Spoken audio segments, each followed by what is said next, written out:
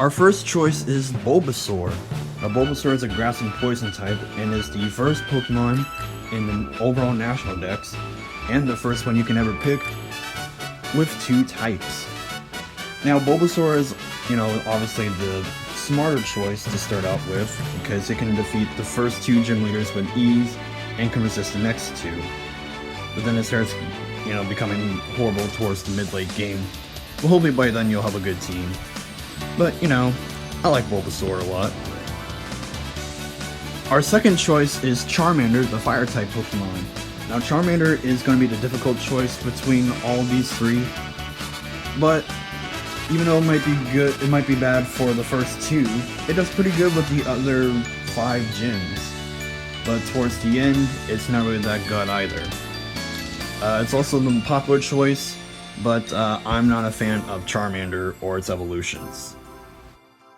Our last choice is Squirtle, the Water-type Pokemon. Now Squirtle is kind of seen as the medium easy course, as in it's good with the first gym and the last gym, and then it kind of like tanks through the middle of the game, but has a real disadvantage to the 3rd and 4th gyms. But it's pretty good. It's one of the other most popular starters other than Charmander. But I'm not going to go with Squirtle because I think there's better water types. But there are very few in this generation that are actually good. Alright, so first off here on Route 1 we have our first bird Pokemon, Pidgey. Now Pidgey is pretty much the starter bird, obviously as it is in every game.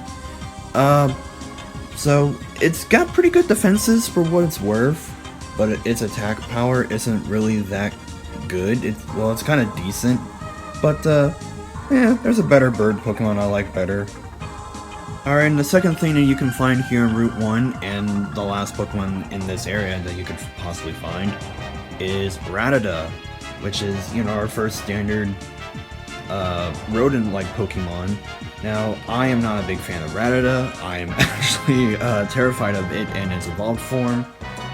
But, it's pretty good. They're more of like a revenge killer, but I don't recommend it. It's frail. Alright, first here on Route 22 we have Spearow.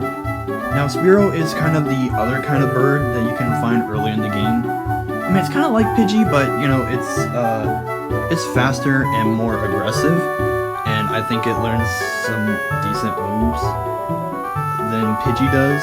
But Spearow's pretty good. I kind of like it. Next up we have Nidoran Female.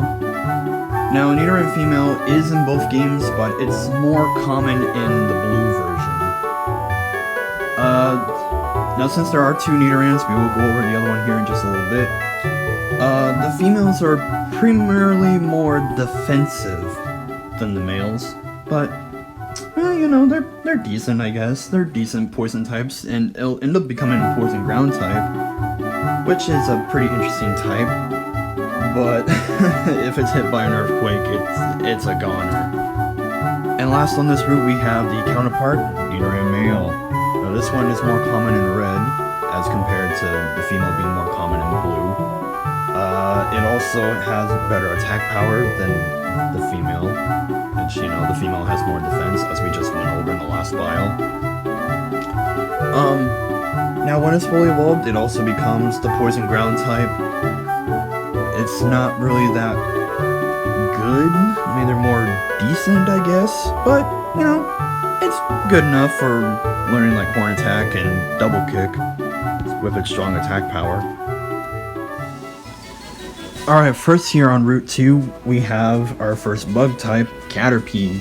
Now Caterpie is kind of like, the stereotypical bug that, everyone wants to go after, because, I mean, just think about it. We've all had one. But, even though they're a lot more common in the forest coming up, but if you want to catch it, don't catch it here. Catch it in the forest. And last up here on this route, we have Caterpie's counterpart, Weedle. Now Weedle is more poisonous than, obviously Caterpie. Both of these Pokemon evolve at level 7 and then again at level 10. But I think personally Butterfree is a bit better.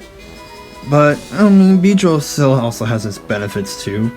Both of them are kind of annoying to train and deal with. But again, if you want one, don't catch it here. Catch it in the forest coming up. Alright, first up here in the Breeding Forest, we have Metapod, which is the evolved form of Caterpie. Now, like how I said earlier in the video, if you want a Butterfree, catch it as a Caterpie. It's a little bit easier to train, because if you just catch a Metapod, all it'll know is Harden, and it's a pain in the ass to level up. You can find Caterpies here in the forest too, however they're a lot more common in blue, but it's a 5% encounter in red, so if you want a Butterfree, catch it as a Caterpie. Next up we have Kakuna, which is the evolved form of Weedle. Again, same thing with this one. If you want a Beedrill, just catch it as a Weedle. And again, they're Metapod and Kakunas are not good to train. So just catch them as the pre-evolved forms. You can find Weedles here in the forest a lot common in red, so even if you want that, then just do it that way. And lastly, here in this forest, we have everyone's favorite Pokemon and the mascot himself, Pikachu.